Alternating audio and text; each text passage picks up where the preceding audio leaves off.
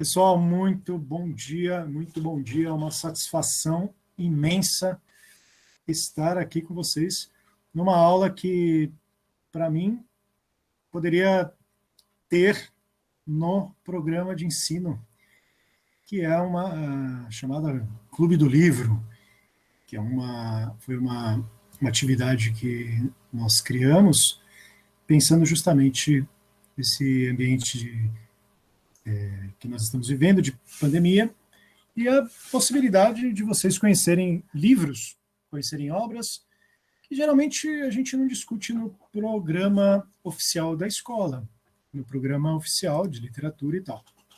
Não sei se vocês perceberam, mas eu sou um pouquinho só fascinado por livros. Pouquinho, nada muito, sem exageros. E para mim, então, conduzir um clube do livro, pelo menos a primeira, né, a abertura, a primeira aula desse clube do livro, é uma imensa satisfação que eu agradeço muito a Carol por ter me convidado. Depois vocês terão clube do livro com outros professores, mas eu estou aqui como o primeiro. E como primeira obra, primeiro deixa eu explicar uma coisa muito rápida para vocês a respeito de Clube do Livro. Eu tenho uma experiência com o Clube do Livro aqui em Sorocaba, não queria fazer um jabazinho aí, mas é um clube, não tem nada relacionado ao comercial, né? É um encontro que eu faço mensalmente com amigos para discutir obras literárias, obras que são consagradas pelo seu valor literário, e a gente seleciona 10 obras por ano, uma listinha de 10 obras por ano, se reúne num café e bate um papo sobre essas obras. E um Clube do Livro é exatamente isso, é um encontro onde nós falamos de literatura, falamos de coisas que nós gostamos a partir de uma leitura prévia. O que é diferente um pouquinho aqui para vocês, que não passaram por essa leitura prévia. Então, embora eu tenha experiência com o Clube do Livro e participo desses clubes e debato, a gente conversa muito, cara, a gente fica 3, 4 horas tomando café e falando dos livros. Já estou no terceiro ano a respeito disso, com esse meu clube aqui de Sorocaba. Aqui com vocês, obviamente vai ser um pouco diferente, mas eu queria ter o mesmo espírito da coisa, que significa o seguinte: vocês não leram antecipadamente a obra que eu vou mencionar, o autor que eu vou falar, mas eu fico absurdamente feliz de vocês estarem aqui e aberto para que vocês perguntem, que vocês façam questionamentos e que a gente use o livro como um pretexto para discutir assuntos, né, um papo cabeça, literalmente, neste final de manhã de quarta-feira semi-chuvosa. O livro que eu escolhi para vocês, na verdade, é um conto desse livro chamado Realidades Adaptadas, de um autor muito conhecido chamado Philip K. Dick. Realidades Adaptadas. Eu já vou falar bastante desse Realidades Adaptadas, e eu escolhi apenas um conto desse livro, chamado O Relatório Minoritário. Conto curto, tem 50 páginas, 48 na verdade, e é um conto que deu fundamento para o filme do Tom Cruise chamado Minority Report, que é um relatório minoritário, a nova lei. Eu quero falar um pouquinho deste conto e dos problemas filosóficos e, vamos chamar assim, sociais que este conto imprime na gente. É muito bom, gente, é muito bom. Eu espero transmitir para vocês o quanto eu gosto, especialmente deste conto. Mas, antes de começar o conto, eu quero deixar claro aqui para vocês que vocês podem me interromper a qualquer momento, tá bom? Se quiser falar no microfone, não precisa se intimidar. O Max não está aqui, não vai morder ninguém. Não precisa se intimidar, fique absolutamente à vontade. Mas eu quero compartilhar a tela com vocês, porque eu vou falar um pouquinho do autor, do Philip K. Dick, que é um autor de contos de ficção científica, Espera que eu vou compartilhar aqui. Deixa eu ver se está tudo aqui, minha telinha. E vou falar um pouco dele. Vou falar da sua importância. Quero mostrar uma ceninha, por isso que eu perguntei do YouTube. Quero mostrar uma ceninha para vocês de um filme que eu gosto muito, que não é o filme que eu escolhi, do conto que eu escolhi, mas é um outro, mas é muito bom. E vou entrar propriamente no conto, tá? Então, só para vocês entenderem como vai ser o roteiro desse encontro, eu não vou chamar de aula, hein? Não estamos em aula, estamos no Clube do Livro. Satisfeitos? Satisfatório? Por isso que eu quero que vocês sintam à vontade para falar, tá? Eu sei que vocês não conhecem a obra, se alguém conhece, por gentileza, fale, mas vocês vão perceber que é bem legal. Vamos lá, deixa eu abrir aqui a minha telinha. É só uma luzinha para que vocês conheçam um pouco, tenham acesso a algumas imagens.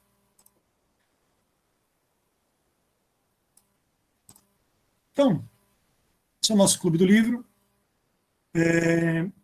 Philip K. Dick é um autor que nasceu em 1928 e morreu em 1982. Essa inversão aqui eu acho muito curiosa. Gente, esse é um autor fantástico, assim, ligado à ficção científica. Ele não era muito conhecido na verdade, ele não era um autor tão consagrado quando estava vivo. As suas obras começaram a aparecer na década de 50, depois na década de 60 e 70. Ele morre no comecinho dos anos 80, mas ele é um autor extremamente importante para todo o universo posterior que veio, né? Portanto, esse universo posterior da ficção científica cinematográfica, sobretudo cinematográfica. Poderia dizer que o Philip K. Dick é o cara que inventou ou deu substância para um tipo de ficção científica que aparece no cinema, que beberam demais das suas obras e criaram escolas de muitos filmes que vocês nem imaginam que tenham sido feitos a partir dos seus textos. Tá? O único texto que o Philip K. Dick ajudou a roteirizar foi o Blade Runner, que é este aqui, olha, Blade Runner.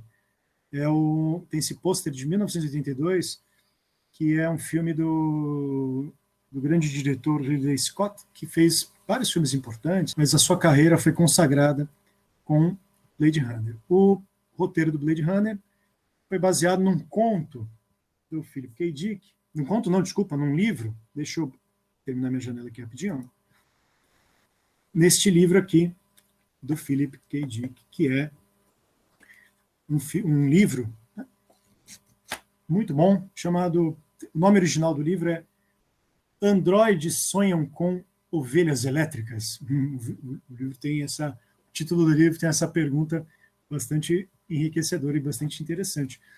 Esse é um texto muito cabeça, assim.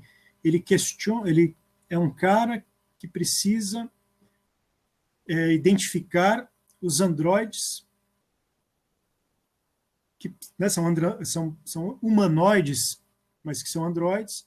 Ele precisa identificar aqueles que são realmente androides e desligar esses caras, desligar essas máquinas. Só que o problema desse livro, né, o problema inclusive do filme, é que os androides se parecem com pessoas, quer dizer, eles têm traço absolutamente bastante acentuado de serem seres humanos.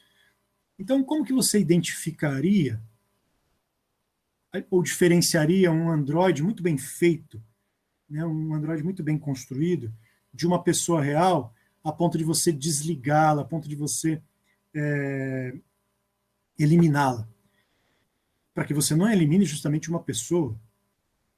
Então, o Dick fez esse grande livro mostrando, estabelecendo ali critérios para que a gente identifique aquilo que faz o ser humano ser exatamente humano, é diferente de um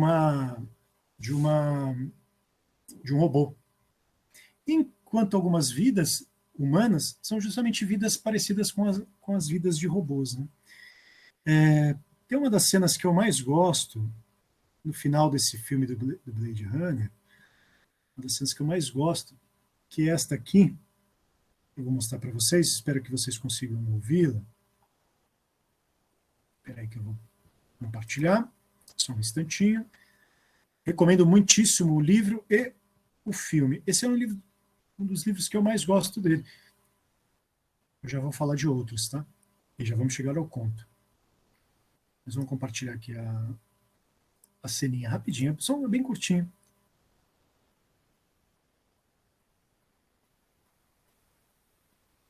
O caçador de androide está correndo atrás de um androide, ele está buscando um androide. E ele encontra um, que é este senhor aqui. E aí, esse senhor manifesta toda a angústia para o caçador de androide, da consciência dele enquanto pessoa, mas afinal de contas ele é um robô, né? Vamos ouvir. Cena linda. Ele é bem ameaçador, né? Um androide bem ameaçador. Aí o caçador 540, ele é humano, né?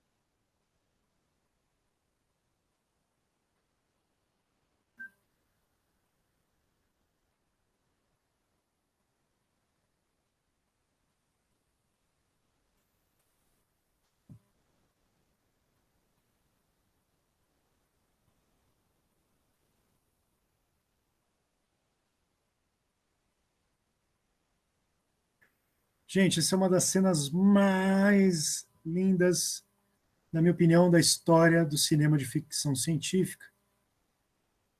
Eu gosto muito. Vocês conseguiram ver?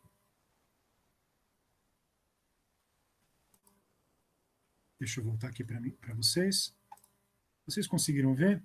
Eu gosto muito dessa cena por uma razão muito simples, sabe? É um androide com aquela massa corpórea imensa, está indo de encontro com o caçador de androides, né? O Harrison Ford ali faz o papel de caçador de androides, está indo de encontro, ele é muito mais forte e ele toma consciência do momento que ele vai morrer. E esse momento ele faz uma reflexão profunda sobre a condição humana, sobre a condição curiosamente humana, de que tudo aquilo que a gente vive, todos os nossos esforços, tudo aquilo que a gente viu, todas as nossas memórias, elas vão como lágrimas perdidas na chuva. E aí o Harrison Ford, como vocês viram na cena, olha, e eu gosto muito dessa questão do olhar, porque aqui está registrado uma das características mais importantes daquilo que é a vida humana, quer dizer, a capacidade que a gente tem de olhar o outro, a capacidade que a gente tem de sentir a empatia, a percepção de que há um outro, de que eu posso chamar ele não de coisa, não uma máquina, não um objeto, mas um tu que toma consciência da sua própria existência, da sua própria condição. Então, o livro é bastante diferente do filme, assim, embora o roteiro do filme tenha sido feito com o próprio Philip K. Dick, mas eu fico muito entusiasmado com uma das características mais importantes, como que um autor de ficção científica, que faz filme, né, de marcianos, viagens intergalácticas, conseguiu, homens verdinhos, né, perdidos por aí, conseguiu estabelecer um tom tão sensível a respeito da nossa condição humana, da nossa pergunta fundamental, da nossa fragilidade, do tempo que nós vivemos. E nessa cena fica bem forte, né, o ambiente de solidariedade, o ambiente de empatia que há com alguém que foi feito para caçar androide, né, foi contratado para caçar androide, identificar e caçar, mas, porém, é tocado pela fragilidade, pela consciência de fragilidade da condição daquele androide. Né? É muito triste, Lara, é uma cena muito bonita, tá? É uma cena muito... Espero que você leia o livro e assista o filme. Mas vamos seguir com mais coisas do Philip K. Dick. Então, ele tem uma versão, o Blade Runner tem uma versão atual, nova, né, chamada de Blade Runner 2049, que eu fui ver no cinema, é fantástico, paisagens belíssimas. O Harrison Ford está mais velho, mas retoma para o enredo, para a narrativa, e é sempre essa tensão, é sempre esse toque de uma reflexão a respeito da condição humana, né, a respeito daquilo que o ser humano é. Vamos mudar de filme, né? Vamos mudar de texto. Aqui tem o Minority Report, que é a Nova Lei, com Tom Cruise. É um filmaço, eu gosto demais. É uma aventura assim, eletrizante. O conto não tem essa aventura, o conto não é tão eletrizante. O conto ele é muito mais, vamos chamar assim, mais psicológico, mais reflexivo. Embora o Philip K.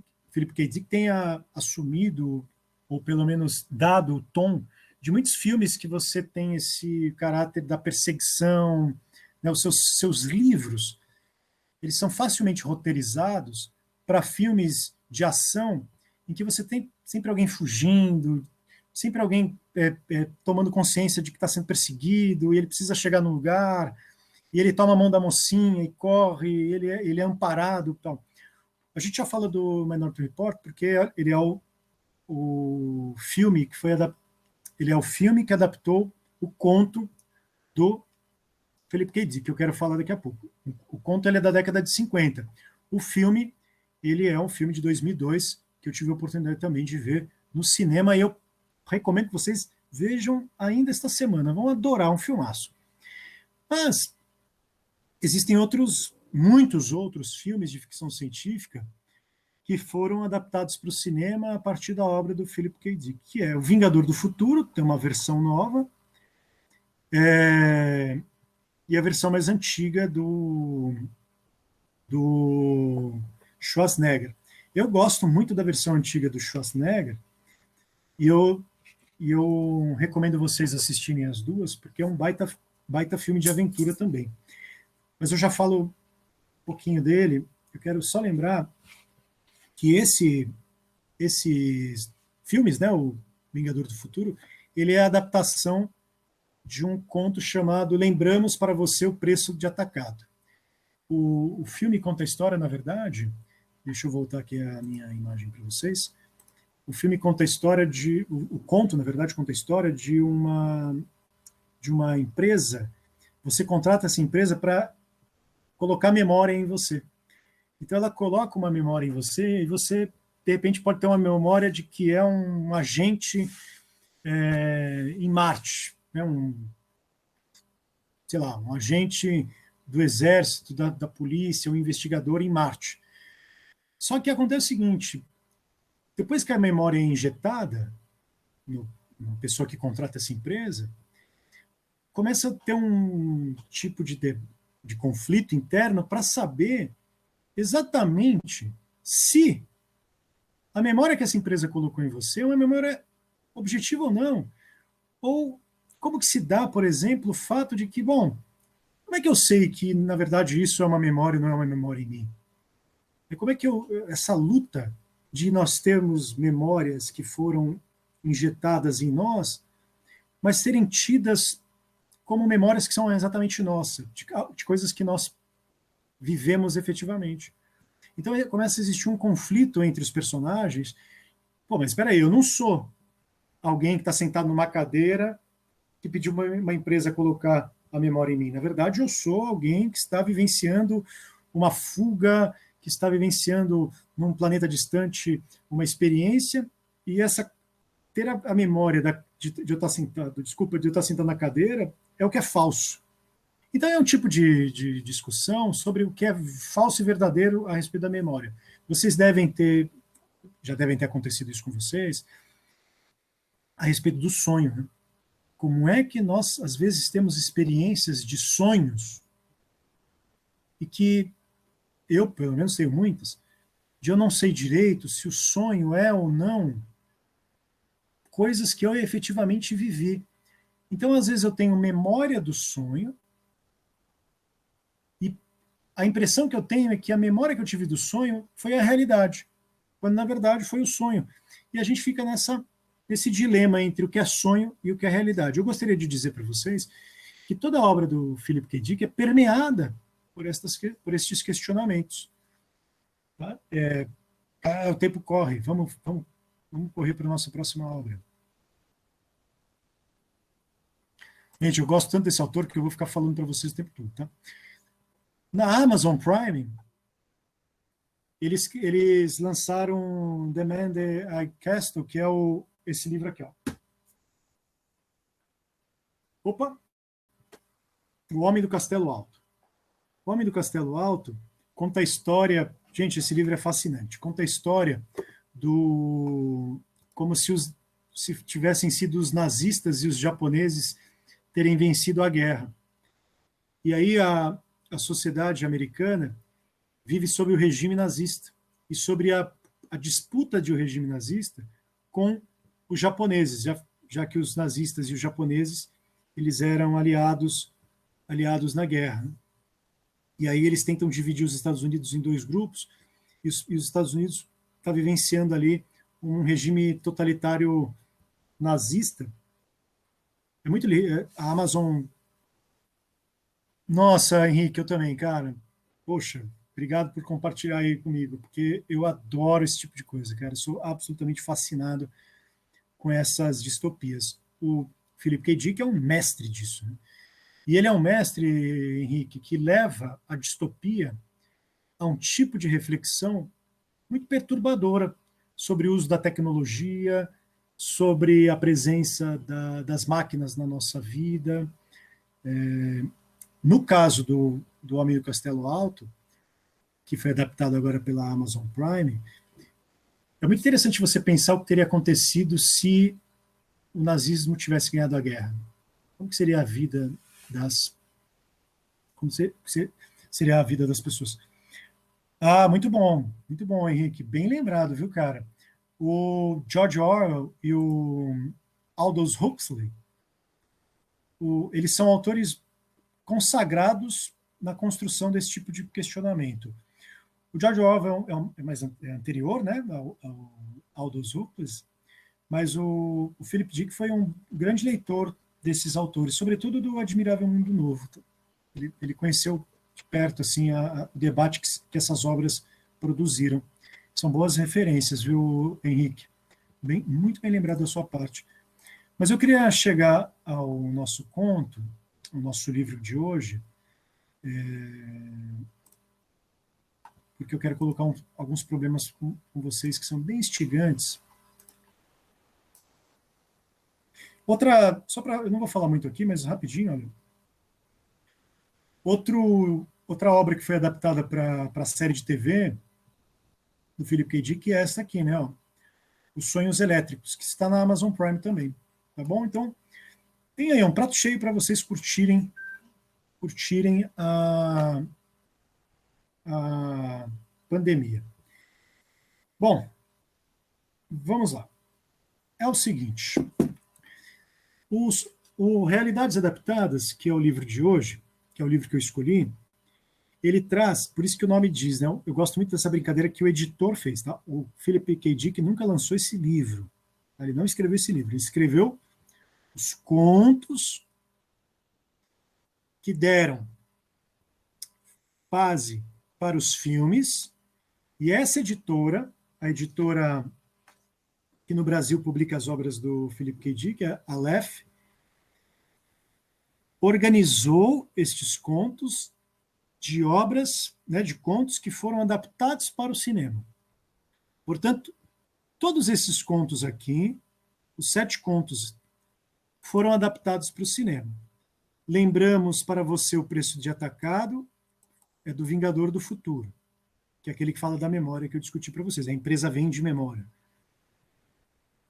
A segunda variedade, o Screamers, é os assassinos cibernéticos. É um conto muito legal de um mundo pós-apocalíptico, em que, depois da Guerra Fria e tal, em que máquinas assumem um controle e passam, elas tomam consciência e passam a comandar de alguma forma a política, né? Quer dizer, lembra muito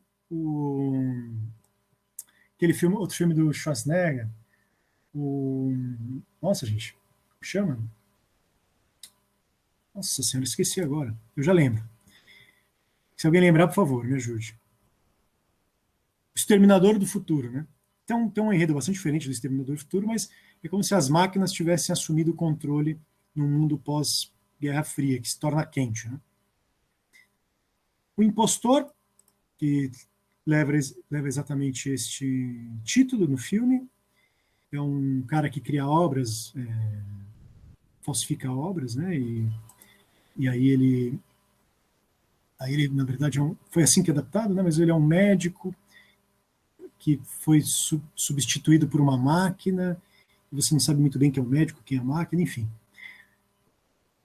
Nossa, nós temos 15 minutos, gente. Eu preciso falar do relatório minoritário, mas eu quero, rapidamente já falo dele, rapidamente falar dos outros contos. O Pagamento é um filme com Ben Affleck.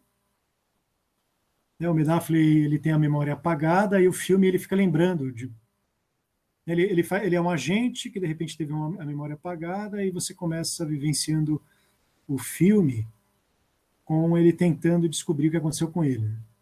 Ele tem alguns objetos, ele não sabe direito para que servem esses objetos, e ao longo do filme ele vai descobrindo por que ele recebeu de pagamento esses objetos, né? E o quanto esses objetos são importantes para ele ao longo da narrativa. Tem o Homem Dourado e Os Agentes do Destino, que é um filme que eu não gosto muito, mas, enfim, vamos ao que interessa. Tá? Bom, pessoal, o relatório minoritário é um conta, um livro, é um filme, foi adaptado pelo Spielberg, nesse filmaço aqui do Tom Cruise. O que ele conta? O que, afinal de contas, ele conta? É um futuro, eles estão vivendo no futuro, e existe um departamento de polícia que consegue antecipar os crimes, né, o departamento chama pré-crime. Eles conseguem antecipar o crime e eles prendem as pessoas não pelos crimes que elas efetivamente cometeram, mas dos crimes que supostamente elas cometeriam. Então é um livro que trabalha, um conto que trabalha muito com essa ideia de você punir um suposto criminoso sem que ele efetivamente tenha cometido o crime, mas que você consegue descobrir qual é o crime por uma engenhoca, por um sistema que no livro chama pré-cognitivo. Que sistema é esse? Bom, o departamento de polícia, eles adotaram, eles de alguma forma têm uma máquina que adapta na cabeça de 3 mutantes, são pessoas mutantes, que têm uma capacidade meio que mediúnica de visualizar o futuro. Então, esses precogs, que são chamados precogs, né, eles conseguem criar imagens de possíveis crimes que acontecerão no futuro. E aí um determinado agente da polícia, o Anderton, um determinado agente da polícia, ele é muito satisfeito com o sucesso que o trabalho dele como policial tem no controle da criminalidade do país, que se glorifica, que se, de alguma forma, se beneficia de todos dos criminosos, de crimes, né, de homicídios, que estão presos sem necessariamente ter praticado homicídios. Então, a gente está vivendo num país que não tem crimes. Há muitos anos não tem crimes, porque esse departamento de polícia, chamado pré-crime, conseguiu prever, e, portanto, deter a prática de homicídio e prender essas pessoas. Bom, aí um personagem vai investigar quer entender melhor o que está acontecendo e tal, e quer conhecer melhor o departamento do pré-crime. No momento que eles estão ali, no momento há uma conversa e tal, esse equipamento, essa máquina, ela, de alguma forma, solta o relatório, chamado de relatório majoritário. Tá? Ela solta um relatório de que o Anderton, quer dizer, de que o próprio agente responsável pela divisão pré-crime cometeria um crime. Ele mataria uma pessoa que ele não conhece. Ele mataria um personagem que ele não sabe quem é e por que não tem por que ele matar esse cara. Quer dizer, não faz sentido o Anderton matar alguém. O nome desse alguém é Kaplan. Esse Kaplan é um general aposentado do Exército e o Anderton nem conhece esse cara, então ele fica nesse dilema. Mas por que eu vou matar esse cara se eu não fiz nada para ele, eu não conheço ele? Como ele tem acesso ele tem acesso ao sistema, ele identifica,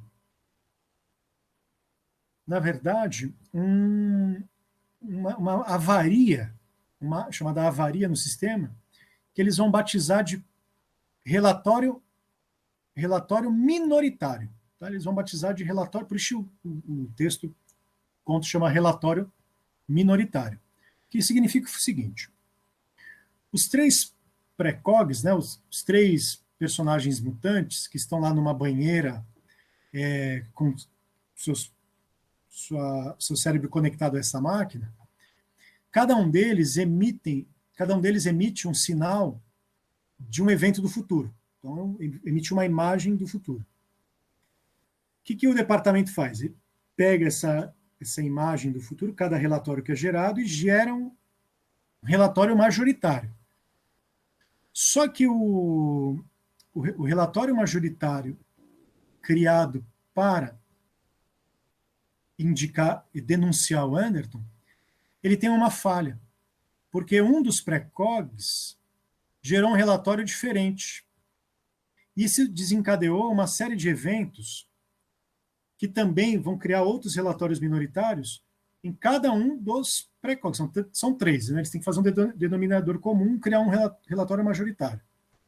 Só que como um criou um relatório minoritário, ele mostrou que os eventos do futuro seriam distintos, por exemplo, com relação àquilo que ia acontecer. E aí os outros precogs também geraram relatórios minoritários. Então você não consegue ter exatamente um denominador comum se o Anderton vai matar ou não esse general. Bom, e aqui que está o segredo do conto, né? E é isso que eu queria que vocês guardassem agora. Porque a pergunta filosófica mais importante que é feita aqui é: se você soubesse daquilo que você fará no futuro, você poderia alterar o seu futuro? Então, por exemplo, eu sei que eu, no futuro, vou matar alguém. Eu descubro isso. Sabendo disso, eu posso evitar exatamente a minha atividade do futuro assassina? E é isso que acontece no conto, quer dizer, como o Anderton, ele sabe, segundo o relatório majoritário, que ele vai matar alguém, ao tomar consciência de que ele vai matar alguém, ele fala, bom, mas eu não vou matar ninguém, eu não sou assassino. Então ele muda o futuro, só que tem um problema, gente. Não sei se vocês perceberam aí. Se ele aceitar que ele é capaz de mudar o futuro, todo o departamento de polícia vai ter que ser fechado e vai por água abaixo. Por quê? Ele vai colocar em xeque justamente o modelo desse tipo de departamento que antecipa crime. Então ele cai numa encruzilhada profunda, né? Ele fala assim, bom, se eu revelar, se eu contar, se eu realmente mudar o futuro, então por que nós estamos prendendo pessoas de crimes que elas não praticaram? Eu quero que vocês percebam o fundo do debate aqui. Primeiro, a questão do livre-arbítrio. Nós temos liberdade? Que tipo de liberdade nós temos? Segundo,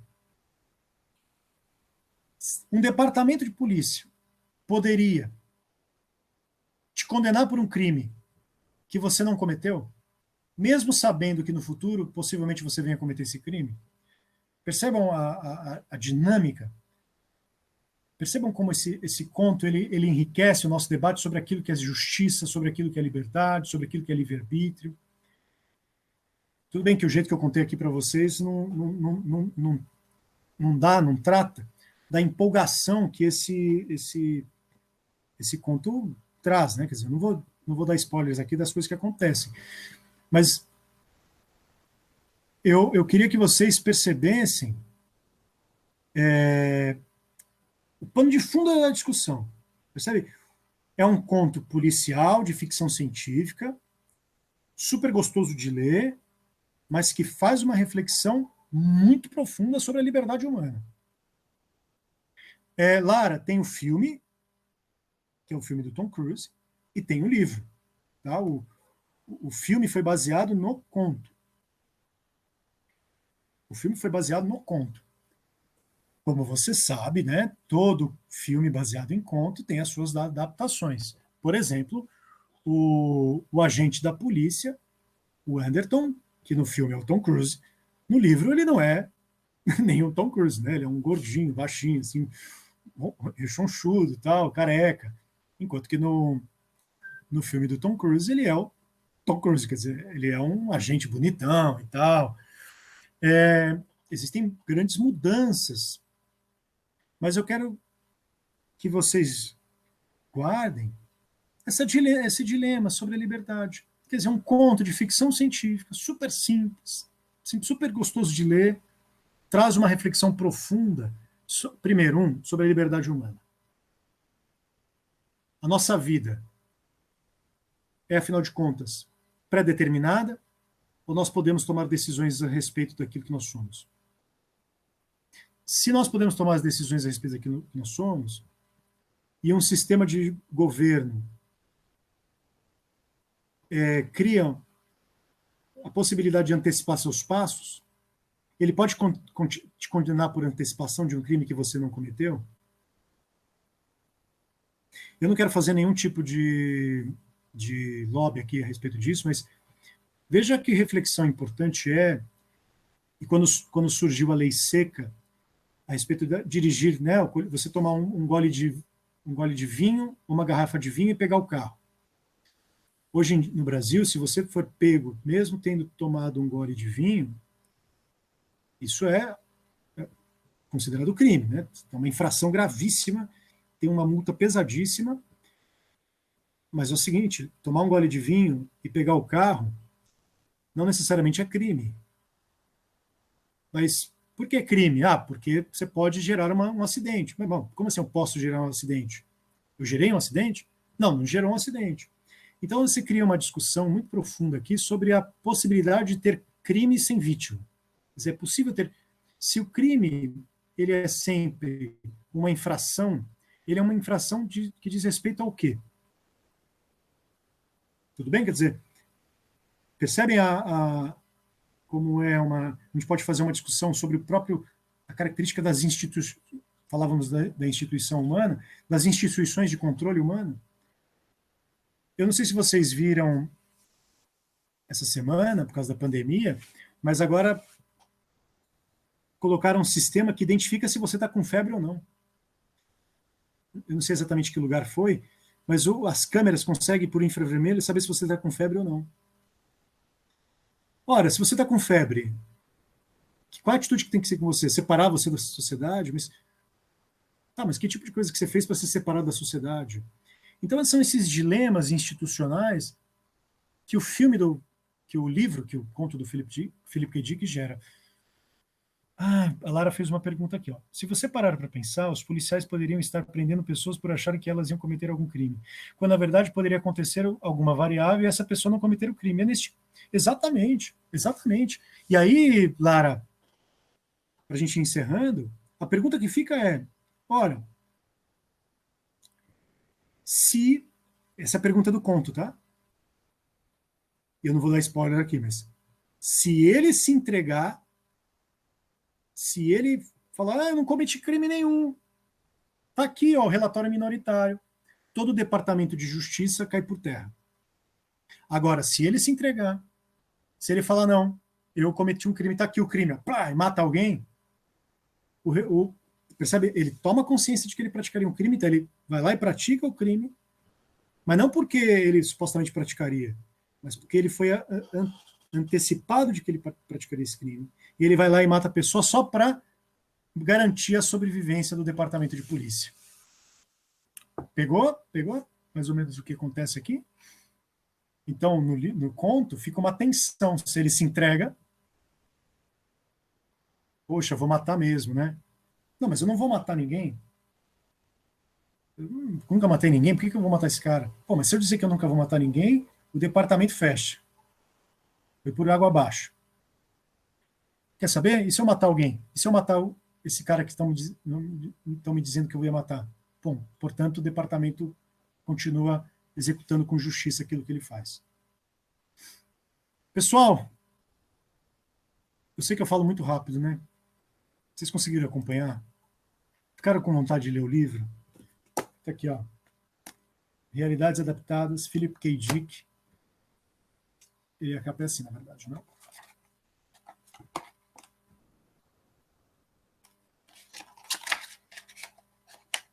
Espero que vocês tenham gostado, tenham entendido os dilemas morais, institucionais que surgem aqui. E é isso. Pessoal, vocês não vão falar nada?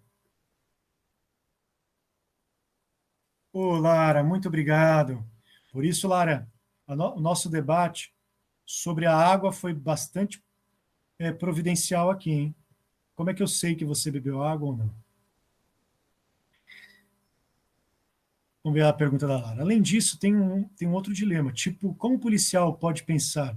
Se o departamento fechar, ele pode estar condenando algumas pessoas, já que o departamento prende pessoas que iriam cometer algum crime. Exato, Lara, perfeito, exatamente. Esse dilema é absolutamente fundamental. Eu quero que vocês percebam isso, essa tensão, né? Então, no momento em que a polícia prende um futuro assassino, ela poderia estar salvando a vida de alguém. Exato, exato. Mas eu quero que você... O conto do Philip K. Dick trata exatamente desses dilemas. Genial, né? Genial. Também acho genial, Lara. Por isso que eu escolhi esse livro para falar para vocês no nosso primeiro encontro, no nosso primeiro Clube do Livro. Espero que vocês tenham gostado, espero que vocês assistam os filmes, leiam os livros do Philip K. Dick e muito obrigado.